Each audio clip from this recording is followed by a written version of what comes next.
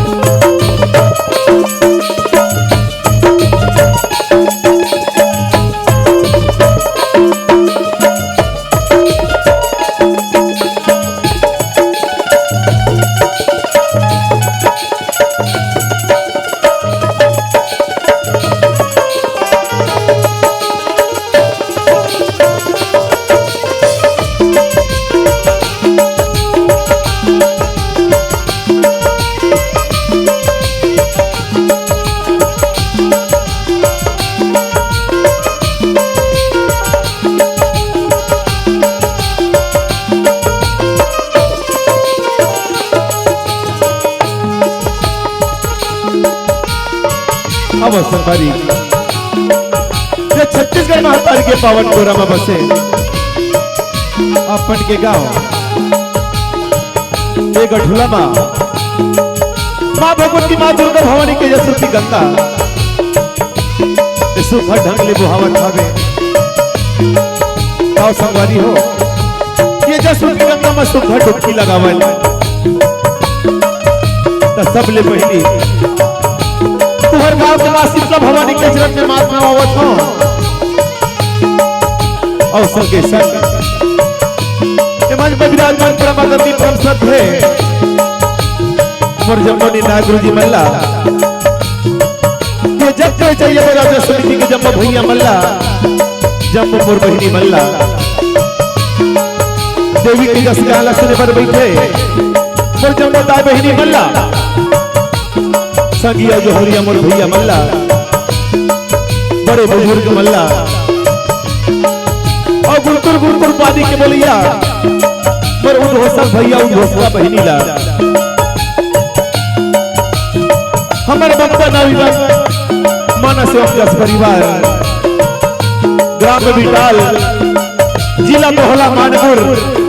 छत्तीसगढ़ के लिए कमंड हल्ले सत नमन है जय जोहार है पाव पलागी है ताव संवारी हो आज के विषय रखे हो मन पसंद अब वही मन पसंद विषय में हम मन पसंद के विषय लेके आए हवा कि लंका विजय पर कुधरी के शिवलिंग तोड़ देवी हा बनाए हावे और कहा बनाए हावे ताव संवारी हो एक कथा प्रसंग ला आप जम्मू जन के बीच में जस गीत के माध्यम से प्रस्तुत करे पर जब हवन जेकर रचना करे परम पूज्य गुरु जी परम आदरणीय श्री बालक राधे पारकर जी।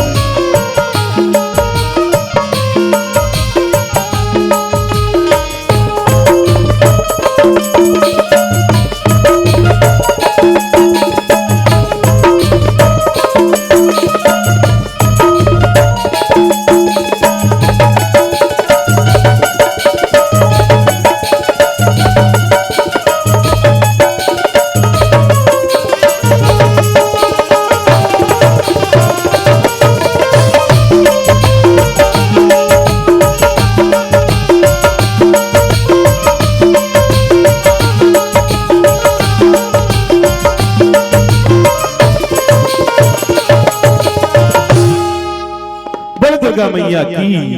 बोल शीतला मैया की प्रेम से बोलो शारदा मैया की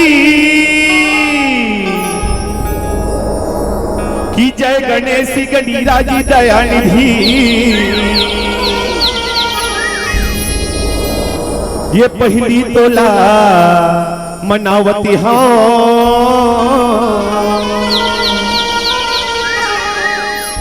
ये भरे बीच दरबार सारे